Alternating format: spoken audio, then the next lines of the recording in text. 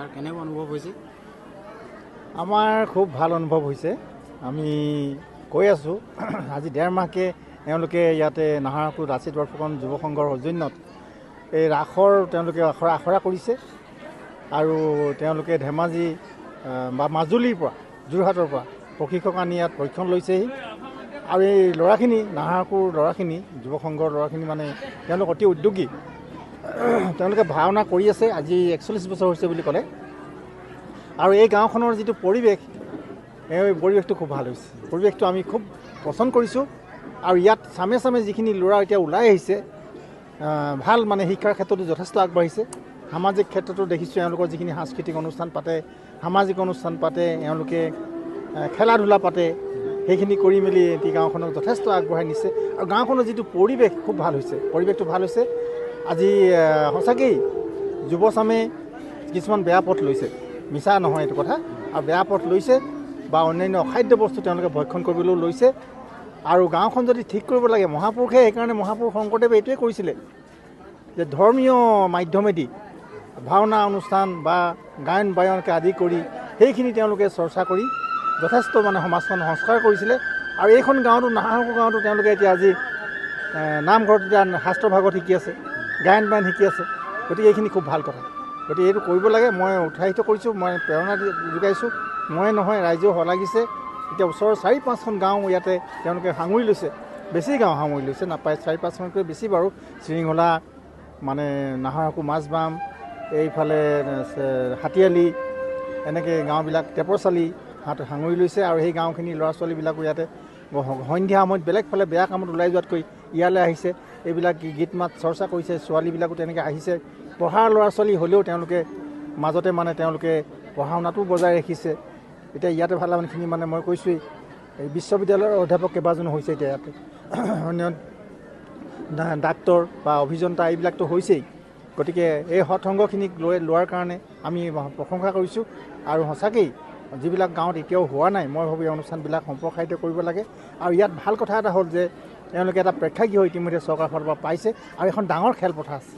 গতিকে সকলো ফালৰ সুবিধা ইয়াত পাইছে আৰু গাঁৱৰ মানুহখিনি ইউনিটি ভাল আছে, একতা। গতিকে মই বহুত ভাল অনুভৱ কৰিছোঁ। আমাক যিকোনো অনুষ্ঠানলৈ ইয়াতে এনেকৈ নিমন্ত্ৰণ কৰে, আমি আহোঁ আৰু সহযোগ কৰোঁ। আমি আনন্দিত হৈছোঁ। ধন্যবাদ। আপুনি শ্ৰদ্ধাঞ্জলি ইয়াৰ মতে জুবিনক শ্ৰদ্ধাঞ্জলি জনাইছে, কি ক'ব? হয়, নাহৰহাকুৰ লাচিত বৰফুকনৰ যুৱ সংঘৰ উদ্যোগত সমগ্ৰ শৃংখলাবাসী ৰাইজৰ সহযোগত আজি ৰাস মহা উৎসৱ আজি তেখেতলোকে আয়োজন কৰিছে। খুব ভাল লাগিছে, কাৰণ এই অনুষ্ঠানবিলাক আমাৰ বিশেষ উজনি অসমৰ আমাৰ ডিব্ৰুগড় তিনিচুকীয়াত আমি খুব কম দেখা পাওঁ। আজি আমাৰতো এই অঞ্চলবিলাকত আমি ভাওনা ক'বা অঞ্চলত দেখা পাইছোঁ, ৰাস মহোৎসৱ আমি দেখা নাই, কিন্তু আজি দেখি সকলোৱে আমাৰ এই অঞ্চলৰ ৰাইজ ওলাই আহিছে। আজি আমাৰ ভকতবৃন্দ ওলাই আহিছে, আই মাতৃসকল ওলাই আহিছে, নতুন প্ৰজন্মৰ যুৱক যুৱতীসকল ওলাই আহিছে। আমি বহুত নেদেখাজনক আমি দেখিম। শ্ৰী শ্ৰী ভগৱান শ্ৰীকৃষ্ণ প্ৰভু আমাৰ শৰৎকালত আমাৰ যি পূৰ্ণিমা ৰাতি আমাৰ গোপীসকলৰ লগত তেখেতে নাচ গান নৃত্য কৰিছিল আৰু সেই নৃত্যই আমাৰ ৰাসলীলা কৃষ্ণ প্ৰভু ভগৱানসকলে ৰাসলীলা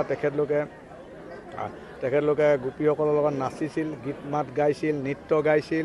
আমাৰ সেই অনুষ্ঠানটো আজি সেনেকৈ আয়োজন কৰিছে। তেখেতক শ্ৰী শ্ৰী প্ৰভু শ্ৰীকৃষ্ণৰ মহান আমাৰ ভগৱানৰ চৰণত সেৱা কৰি আৰু আমাৰ মৰমৰ শিল্পী, মৰমৰ হিয়া আমঠু জুবিন দাস শ্ৰদ্ধাঞ্জলিয়ে এই আজি আমাৰ সন্ধিয়া ভাগৰ আমাৰ অনুষ্ঠান আৰম্ভ হৈছে আৰু আজি দিনজোৰা কাৰ্য হৈছে। তেখেতলোকে এই অনুষ্ঠানটো আৰম্ভ কৰিলে আৰু আমাৰ ইয়াত গাঁৱৰ নাহৰহাকুৰ গাঁৱৰ কণ যুৱকসকলক, যুৱতীসকলক আজি প্ৰশিক্ষকসকলে আজি এমাহৰ পৰা প্ৰশিক্ষণ দিছে। আজি মাজুলীৰ পৰা আহিছে, যোৰহাটৰ পৰা আহিছে। আজি এই আমাৰ যি কিছু মানে পিছতে এঘণ্টাৰ পিছত আমাৰ এই অনুষ্ঠানটো আৰম্ভ হ'ব। নাট্য নাটিকা তেখেতলোকৰ যি এই অনুষ্ঠানটোত আগবঢ়াইছে, তেখেতলোকে গীত মাতেৰে গাব। আমাৰ বহুত ৰাইজ অপেক্ষা কৰি আছে আৰু সুন্দৰভাৱে আজিৰ দিনটোত পাৰ হ'ব বুলি আশা কৰোঁ। কাৰণ আচলতে এই ভগৱানৰ নামৰ ৰাসলীলা হওক, ভাওনা এইবিলাকৰ পৰা আমাৰ নতুন প্ৰজন্ম বহুত আমাৰ গাঁওবিলাক উন্নতি হয়, গাঁওবিলাক ভাল হয় আৰু সমাজৰ কাৰণে কাম কৰিবলৈ নতুন প্ৰজন্ম ওলাই আহে। কাৰণ ইয়াত আজিকালি যিটো আমাৰ মদ হওক, ভাং হওক, যি আমাৰ গাঞ্জা হওক, যি আমাৰ এই অঞ্চলবিলাকত চলিছে, ড্ৰাগ হওক, আজি বহুত নতুন প্ৰজন্মই বহুতো ধৰ্মমূলক আমাৰ যি অনুষ্ঠান তেখেতলোকে শিকিছে বা আমাৰ সমাজৰ কাৰণে কাম কৰিবলৈ ওলাই আহিছে এইবিলাক অনুষ্ঠানৰ পৰাই। আৰু মই ভাবোঁ এই নতুন প্ৰজন্মই যাতে অনাগতৰ দিনত এইবিলাকৰ পৰাই ভাল কাম কৰি যায়। কাৰোবাৰ যদি মনত কিবা বেয়া ভাৱ আছিলেও এনেকুৱা পবিত্ৰ অনুষ্ঠানবিলাক পাতি এই অঞ্চলৰ ৰাইজে এই অঞ্চলটো এটা ভাল নাম আৰু গৌৰৱ কঢ়িয়াই আনিছে। আৰু অনাগতৰ দিনত আমি তেখেতলোকক সদায় সহায় সহযোগিতা আগবঢ়াই লৈ যাম। কি ক'ব? নমস্কাৰ, মই সকলোকেইটা নিউজ চেনেললৈ মোৰ আন্তৰিক ধন্যবাদ জ্ঞাপন কৰিছোঁ। আচলতে এইবাৰ প্ৰথম আমি আৰম্ভ কৰিবলৈ লৈছোঁ। আমি অকল কেৱল মাত্ৰ নাহাৰকো গাঁও নহয়, শৃংখলা, টেপৰচালি, কাছমাৰী, হাতীয়ালি এনেকুৱা ওচৰ চুবুৰীয়া গাঁওকেইখন আৰু সমগ্ৰ মদাৰখাটৰে বুলি ক'ব পাৰি মানুহৰ ৰাইজৰ মানে আশীষ লৈ পিনে আমি পাতিবলৈ লৈছোঁ। আমি কিমান দূৰ সফল হওঁ এই বিষয়ে ডাঠি ক'বলৈ টান, যিহেতু এইবাৰ প্ৰথম আমি কৰিছোঁ। সেইকাৰণে আমি ওচৰৰ যিবিলাক জিলা যেনেকৈ শিৱসাগৰ, দীঘলদলি, আমি মাজুলী এইবিলাক ঠাইৰ যিবিলাক ৰাসৰ প্ৰশিক্ষক আছে তেওঁলোকক আমি নিমন্ত্ৰণ কৰিছোঁ। আমি এটা কথাতে উপকৃত হৈছোঁ বুলি ভাবিছোঁ যে আমাৰ গাঁৱৰ যিবিলাক শিশু ল'ৰা ছোৱালী যিবিলাক আছিলে তেওঁলোকে সত্ৰীয়া নৃত্যটোৰ ওপৰত বেছি জ্ঞান নাছিল।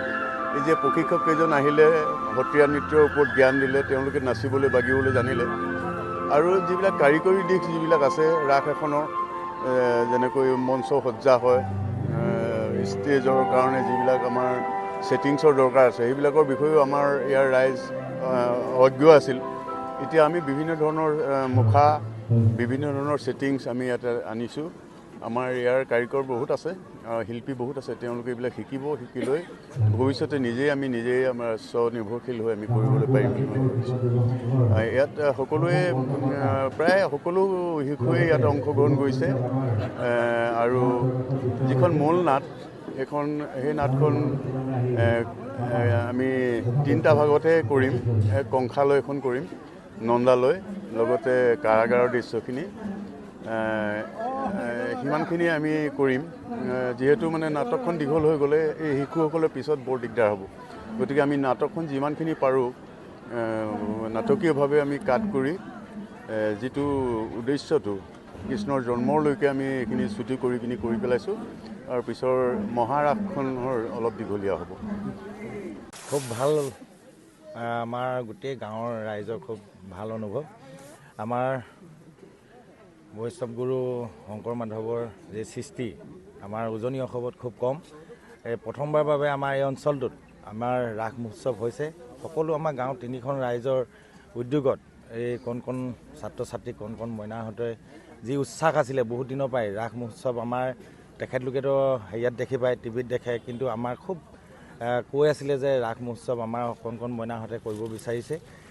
এইবাৰ আমাৰ নাহাৰসকো যুৱকবৃন্দ, নাহাৰসকো ৰাইজৰ একত্ৰিত, টেপৰচালি নাহাৰসকো ৰাইজৰ একত্ৰিত হৈ একমহীয়াৰ যি কৰ্মশালাৰ আমাৰ যি কণ মইনাহঁতে আজি এই শেষত আজি কৰিবলৈ মনস্থ কৰিছে। আৰু খুব সুন্দৰভাৱে হ'ব। ৰাইজ একত্ৰিত হৈছে, ৰাইজ আহিছে, ভাল ধৰণে হ'ব। আৰু আগলৈও আমাৰ প্ৰথমতেই ভাওনা যি আমাৰ গাঁওখনত আগতে ভাওনা কৰিছিলে, সেই ভাওনা অঞ্চলটো লাহে লাহে বিয়পি গৈছে। কিন্তু এই ৰাস মহোৎসৱো যাতে আৰু ৰাইজে আদৰি লয় সেইটো আমি ভাবিছোঁ। ৰাসে যাতে সকলো ৰাইজৰ ধৰ্মপ্ৰাণ ৰাইজত যাতে আৰু আগুৱাই, তাক মই কামনা কৰিছোঁ। উদযাপন কৰা হৈছে, দিনজোৰা কাৰ্যসূচী হৈছে, কি কাৰ্যসূচী হ'ল আৰু কি ক'ব? ধন্যবাদ। আমাৰ বহুত দিনৰ যদিও চিন্তা চৰ্চা নাছিলে, এইটো এটা নাহাৰকো গাঁৱত ৰাস মহোৎসৱ আয়োজন কৰিম বুলি আমাৰ কেইজনমান জ্যেষ্ঠ ব্যক্তি, লগতে কণ ছাত্ৰ ছাত্ৰী বা আৰু 2-এগৰাকী আগতে বাহিৰত কৰি অহা ছোৱালী আছিলে, তেওঁবিলাকৰ চিন্তা চৰ্চাই এদিন ৰাজহুৱা মিটিং কৰি পিনি যে আমি নাহাৰকো গাঁৱত এখন ৰাস আয়োজন কৰোঁ, তেনেকৈ ধৰণৰ আমাৰ মাজত আগবঢ়াই দিলে। আমিও কথাটো গুৰুত্ব সহকাৰে ল'লোঁ যে আমি ঠিক আছে, আমাৰ এই অঞ্চলত আজি তাৰিখলৈকে এখনো ৰাস অনুষ্ঠিত হোৱা নাই, যে আমি এখন ৰাস দেখাব পাৰিলে আমি নিজকে সৌভাগ্য বুলি ভাবিম। তো সেই অনুপাতে আমি আলোচনা কৰি কমিটি যিখন ফৰ্ম কৰিব লাগে, কমিটি ফৰ্ম কৰি ল'লোঁ। ফৰ্ম কৰি লোৱাৰ পিছত আমাৰ কাৰ্যসূচী আছিলে পুৱাৰ বেলাতে আমাৰ প্ৰথম আছিলে ধৰ্মধ্বজা উত্তোলক। তাৰপিছতে আমাৰ আছিলে আমাৰ শ্ৰদ্ধাৰ জুবিন গাৰ্গৰ সোঁৱৰণত যিটো নাহৰ পুলি বৃক্ষৰোপণ কাৰ্যসূচীত আমি ল'লোঁ। তাৰপিছতে আমাৰ কাৰ্যসূচী শেহতীয়াকৈ আছিলে আমাৰ জুবিন দাৰ শ্ৰদ্ধাঞ্জলি অনুষ্ঠান, সেইভাগি আমি কৰা হ'ল। ক্ষমা কৰিব, তাৰ মাজতে আৰু এভাগ আমাৰ কাৰ্যসূচী আছিলে আমাৰ ভাগৱত পাঠটো আমাৰ ভকতভাৱে আয়োজন কৰিলে। সেইভাগি হোৱাৰ পিছতে আমাৰ জুবিন দাৰ মানে শ্ৰদ্ধাঞ্জলি অনুষ্ঠানটো হৈছে। আৰু এতিয়া আমাৰ আছে মঞ্চ উদ্বোধন। তাৰপিছতে আছে আমাৰ যিখন ৰাস মহোৎসৱ এতিয়া আপোনাৰ মঞ্চ উদ্বোধনৰ পাছত আমাৰ ৰাস মহোৎসৱ ৰাতি 2-3টা বজালৈকে আয়োজন হ'ব। প্ৰথমবাৰৰ বাবে ৰাস অনুষ্ঠিত হৈছে, ক'ৰ পৰা অনা হৈছে? আমাৰ এই ৰাস মহোৎসৱ প্ৰথমবাৰৰ বাবে যিহেতু আমাৰ ইয়াত অনা হৈছে, তেখেত হৈছে আমাৰ যিজন মানে আজি কৰ্মশালা দিছিলোঁ আমি প্ৰায় 1.5 মাহ। তেখেত আহিছিলে আমাৰ মাজুলী ভৱানন্দ বৰা। তেখেতে আমাৰ কণ ল'ৰা ছোৱালীসকলক বা জ্যেষ্ঠ যিসকল যেনেকৈ আছে তেখেতসকলক শিক্ষা গ্ৰহণ কৰি আছে আজি তাৰিখলৈকে।